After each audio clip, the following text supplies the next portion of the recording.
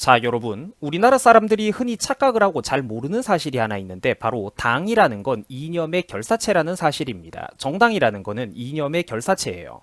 여론조사 하니까 최근에 사람들이 이거를 너무 가볍게 그리고 절대적으로 맹신하는 경향을 보이는데, 이 여론조사라는 거는 우리가 어디까지나 물론 중요한 참고자료지만 참고자료로 활용을 해야지 이게 전부가 되고 주가 돼서는 곤란하다라는 겁니다. 얼마든지 왜곡될 수가 있기 때문이에요. 이 여론조사라고 하는 거는 기관마다 그리고 구체적인 조사 대상을 누구로 어떻게 선정했느냐에 따라서 그 기준에 따라 천차만별로 그 결과가 나누어지고 왜곡될 수가 있는 겁니다. 그리고 여기에는 결정적으로 특히 전국구 단위의 어떤 유명한 정치인이나 대표 같은 사람을 뽑을 경우 역선택이 개입할 수 있는 확률이 굉장히 높아요. 당 내에서 인기가 있을 만한 자리에 그래서 누군가를 뽑을 때 당 내에서 권리 당원들끼리 경선의 과정을 치르는 거는 그래서 당연히 있는 과정이고 너무나도 중요한 과정입니다. 경쟁 후보가 없다라면 모를까 서로 그 자리를 차지하고 싶을 때는 당연히 권리 당원들에 의해서 경선을 치러야 된다라고 저는 봐요. 그래서 우리가 실제로 그렇게 하죠. 대선 후보를 뽑든 당대표를 뽑든 서울시장, 경기도지사, 대구, 부산시장 등등 유력한 광역 지자체에 어떤 사람을 내보낼 때 그거는 평소 당비를 꾸준히 내오면서 활동을 해왔던 권리당원들에게 가장 큰 권한이 쥐어지는 게 당연하다라는 겁니다. 그게 불만이면 나도 당원 활동을 하거나 바깥에 나가서 제3당을 창당을 해야 되는 거예요. 어떤 황금 감투를 쓰는데 치열한 경쟁이 펼쳐지면 권리당원들의 지분이 제 생각으로는 100%로 결정되어도 저는 전혀 문제가 없다라고 보고 최소한 70%에서 80% 이상 반영이 되는 게 개인적으로 당연하다라고 생각을 합니다. 당원들에게 지지를 받을 수 없는 인간이 그 당 안에 있다? 그 사람은 그 당에 안 맞는 사람인 겁니다. 핑계 대지 마세요. 당원들에게 지지받을 수 없는 인간은 그 당에 안 맞는 사람인 겁니다. 안 맞는 인간은 바깥으로 나가서 떠나야죠. 우리 당에서 사람을 내보내는데 여러분들 거기에 외부 사람들의 의견이 왜 자꾸 반영이 됩니까? 한국에서 대통령을 뽑는데 중국 사람들이 투표권을 행사하는 거랑 똑같은 꼬라지라는 거예요. 90년대, 2000년대 초중반까지만 해도 원래 당 경선이라는 거는 소프트한 일반인들에게는 완전히 관심 밖의 영역이었습니다. 사람들은 이 경선까지는 관심 있는 사람이 없었어요. 그런데 최근 들어가지고 우리나라 국민들이 좀 정치에 과몰입을 하고 있죠. 최근 들어가지고 정치판에 대한 관심이 이렇게 뜨거워진 이유는 물론 문재인 정부 5년이 워낙에 처참하고 개판이었기 때문도 있겠습니다만 당내 경선 과정이 최근에 들어가지고 지금 정상적인 사이클로 돌아가고 있지 않기 때문입니다. 외부 국민 여론도 일부 반영한다라는 허울 좋은 미명하에 실제로는 역선택이 아주 활발하게 내부에서 개입되고 있기 때문이에요. 상대 정당의 이념적인 근본 그리고 정체성을 흐트러뜨릴 만한 사람을 외부의 세력이 뽑아 올리는 일이 이미 벌어지고 있습니다. 이쪽 당에서 세력이 약한 간신배들이 대가리를 굴리는 거예요. 외부 세력과 결탁을 하고 외부 세력에 아부하고 눈치를 봐가면서 굽실거리고 그들의 비위를 맞춰가지고 어떤 식으로든 내가 당권만 장악하면 그만이다라는 매우 비열한 태도를 보여주고 있다라는 거죠. 아마 똑똑한 우리 구독자분들은 이게 누구를 말하는 건지 알 것 같습니다. 자, 그런데 여러분들 그러니까 이런 것들은 잘못된 것들입니다. 누가 뽑혔느냐라는 결과를 떠나서 정정당당한 과정이 있었어야 된다라는 거예요. 과정 자체가 부정하고 부당하니까 끊임없이 잡음이 끊이지 않는다라는 겁니다. 사람들이 승패에 승복하기가 어렵죠. 자, 우리나라 사람들은 흔히 이 국민이라는 개념을 좀 지나치게 신성시를 하는데 이 국민의 뜻이라는 거를 과연 누가 감히 어떻게 마음대로 결정지을 수가 있을까요? 이 국민의 뜻이라는 거는 실제로는 너무나도 다양하고 외부 선동에 따라서 특히 그때그때 이미지와 마케팅 언론에 따라 쉽게 흔들릴 수도 있고 왜곡될 수 있고 비틀릴 수 있다는 게 문제입니다. 그래서 정당이라는 게 있는 거예요. 그래서 특정 방향으로 뿌리가 깊은 사람들끼리 모여서 정당이라는 걸 형성을 하는 겁니다. 기본적으로 이 정당이라는 것은 어떤 굵직한 이념, 가치관을 공유하는 사람들끼리의 모임, 이념의 결사체입니다. 정당마다 정치 세력마다 포기할 수 없는 핵심적인 어떤 이념 가치라는 게 있는 거고 거기에 공감하는 사람들끼리 뭉쳐서 정치적인 뜻을 구현시키기 위해 함께 조직을 하는 만들어 놓은 조직이 바로 정당이라는 거죠. 이념을 공감하는 사람들끼리 뭉쳐 있다라는 겁니다. 나라를 걱정하는 우리나라 어르신들이 그동안 국힘당이 대구 경북 지역을 그렇게 개무시를 하면서 그렇게 홀대를 했는데도 매번 선거 때마다 피눈물을 흘리면서 이 인간들을 뽑아준 이유가 뭘까요? 별다른 게 아니라 나라의 근본적인 방향이 걱정되었기 때문입니다. 아, 그래도 한미 관계는 진짜 깔고 가야 되는데 그래도 북중은 항상 조심을 해야 되는데 한반도에 대한 정통성은 어찌됐든 이승만이 건국했던 자유대한민국에 있는 것이지 북한 김일성이한테 있는 게 아닌데 우리나라 수출 기업들 저거 자꾸 괴롭히면 진짜 안 되는데 이런 것들요. 당연한 것들이잖아요. 이런 것들 때문에 피눈물 흘리면서 웰빙 우파 국민의 짐당을 우리나라 어른들이 뽑아줘 왔다라는 거예요. 물론 이 국힘당은 사실 경제와 복지 측면에서는 그동안 우파 정당으로서의 정체성을 사실 굉장히 많이 잃어버리고 있습니다. 자, 3번 문제. 그러니까 제가 3번 문제에서 뭐라고 했죠? 여기 있네요. 한반도의 정통성이 이제 이승만이 건국한 자유대한민국에 있다. 이런 것 말입니다. 최소한 북한 김일성한테 있는 거는 아니죠. 그런데 이런 중요한 문제에 대해서도 사실 이게 제주 4.3 사건이라든지 여순 반란 사건 같은 걸 통해 가지고 최근에 우리나라에서 계속해 가지고 이게 깨시민 코스프레를 하면서 국힘당이 미친 짓을 야금야금 해나가고 있습니다. 이런 것들에서 그 본질을 반란을 일으키고 국내에서 분탕을 쳤던 그들에 의해 우리나라 국민 시민들도 일부 피해를 받고 선의의 피해자들도 발생을 했고 또 이제 우리나라 정부와 또 경찰들이 그렇게 강한 진압을 할 수밖에 없었다라는 본질을 알아야 되는 거지.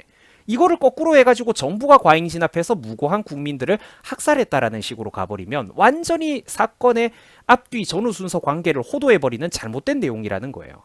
근데 지금 문제는 그걸 바로잡아야 되는 국힘당이 깨시민 코스프레를 하면서 미친 짓을 야금야금 해나가고 있다라는 겁니다. 3번 문제. 이승만이 건국한 자유대한민국을 야금야금 사실은 부정해 나가고 있다라는 거예요. 이거를 이런 것들의 교묘한 비틀기를 통해서 말입니다. 근데 젊은 국민들의 대다수는 이런 사건들의 본질이 어떤 것이었는지를 잘 모릅니다. 이런 근현대사 사건들이 나중에 어떤 식으로 악용될 수가 있는지를 모른다라는 거예요. 사실 부유한 법조인 그리고 고위공직자들이 모여있는 엘리트 사교 모임에 불과한 이런 국힘당의 정치인 본인들도 이런 거를 사실 잘 모릅니다. 한국 근현대사를 잘 모르고 솔직히 별로 관심이 없어요. 당원과 일반인 할배 할매들만 걱정을 할 뿐 국힘당의 엘리층들은 그 자기들이 사실 1선, 2선을 더해먹는 게 중요하지 이런 장기적인 어떤 자기들의 표밭을 늘리는 싸움, 이념 싸움에 대해서는 별로 관심이 없습니다. 그 지난날의 행보를 보면 그래가지고 솔직히 거의 민주당과 함께 자유대한민국의 정통성을 뿌리째 부정하기 위해서 국힘당도 사실 거의 경쟁에 가까운 경쟁을 하고 있는 눈물겨운 상황이에요. 하지만 참 그럼에도 불구하고 살다 보면은 그렇죠. 거의 2, 3년이 멀다 하고 체감상 2, 3년이 멀다 하고 지방선거, 국회의원 총선, 대선이 번갈아 가면서 엇박자로 오지 않습니까? 그죠? 중간중간에 보궐선거도 있고요. 자, 그래서 항상 애국 시민들은 애가 탄다라는 겁니다. 이 개 같은 것들 싫기는 한데 지금 어설프게 표가 갈리면은 대놓고 나라를 팔아먹는 민주당 586의 운동권 괴물들이 어부지리로 압승을 할 텐데 뭐 이런 심리로 진짜 마지못해가지고 뽑아줘 왔다라는 것이죠. 저는 항상 진심으로 강조를 했습니다만 우리나라 70대 이상 산업화 세대 어르신들을 저는 정말로 진심으로 존경을 합니다. 뭐 굳이 나이대를 조금 더 줄이자면 한 60대 중반 이상도 여기에 해당이 되긴 할 것 같아요. 뭐 워낙 세월이 많이 흘러가지고 지금 60대도 사실 굉장히 젊은 분들이기는 하죠. 어쨌든 그래서 저는 이 70대 이상 산업화 어르신들을 진심으로 존경을 합니다. 왜 그러냐면 이분들은 정말로 한평생 동안 국가와 민족을 위해서 정말 많은 거를 참아주고 희생해온 사람들이기 때문입니다. 국힘당의 배부른 돼지들이 그 기름진 배를 두드리면서 대구 경북을 표밭 취급하면서 전국에서 1인당 GDP가 가장 가난한 도시를 지금 대구 경북으로 이렇게 만들어 놓으면서 그런 개 취급을 했는데도 이분들이 그냥 참으면서 선거 때마다 표를 몰아줬던 거는 진심으로 나라 전체적인 미래를 걱정했기 때문입니다. 이 쓰레기들을 안 뽑아주면은 곧바로 대놓고 나라를 팔아먹고 파멸로 이끌어버릴 유능한 간첩들이 우리나라, 이 나라를 집어삼킬 판이니까 말이죠. 저도 평생 동안 국힘당을 뽑아줬던 사람이기는 한데 생각하면은 이 문제가 진짜 참 마음이 아픕니다. 훌륭한 유튜버들 그리고 네티즌들 중에서도 이 문제는 항상 철학적인 관점에서 좋은 비판을 해주는 분들이 제 구독자분들 중에도 굉장히 많아요. 언제까지 그러니까 우리가 이 나라를 위한 어떤 지지율 때문에 인질극을 당해줘야 될지 사실 저도 화가 나고 슬픕니다. 알면서도 언제까지 이 국힘당들에게 질질 끌려다녀줘야 될지 저도 참 고민이 많은데 뭐 그렇죠. 민주당은 일단 막아야 되니까 마음이 아픕니다. 자, 다시 한번 본론으로 돌아올게요. 이 정당이라는 건 여러분들 이념의 결사체입니다. 이걸 꼭 기억을 하셔야 됩니다.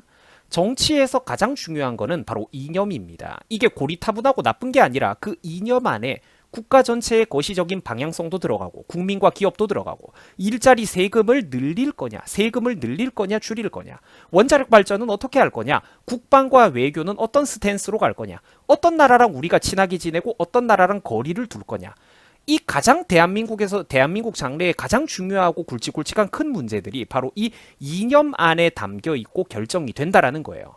그래서 이 이념이라는 거는 가장 중요한 겁니다. 중국과 민주당을 비롯한 좌파 세력들이 나한테 그래서 100억 원을 준다라고 해도 저 같은 사람들이 못 뽑아주는 이유는 다름 아니라 이런 핵심적인 가치관이 완전히 다르기 때문입니다.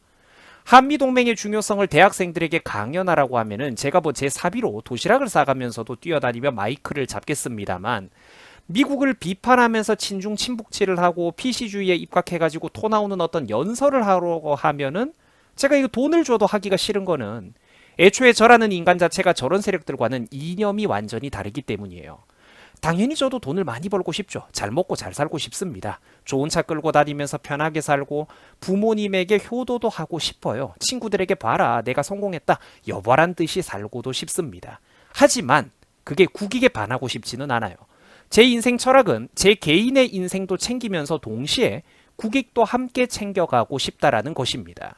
개인의 삶도 챙기면서 국가도 함께 챙겨보자라는 거죠. 어째서 우리가 어떤 정치적인 담론을 얘기할 때는 고고한 척 깨끗한 척 개인의 삶을 희생한다느니 가식적인 소리를 해야 할까요? 열정페이는 안 됩니다, 여러분. 개인에게 희생을 강요하는 사회가 돼서는 절대로 안 됩니다. 우리 개인의 이득도 당연히 챙기되 그 방향성이 크게 보면은 국가와 국민 전체에도 공공의 이로운 방향으로 가야 서로가 좋은 것 아니겠습니까?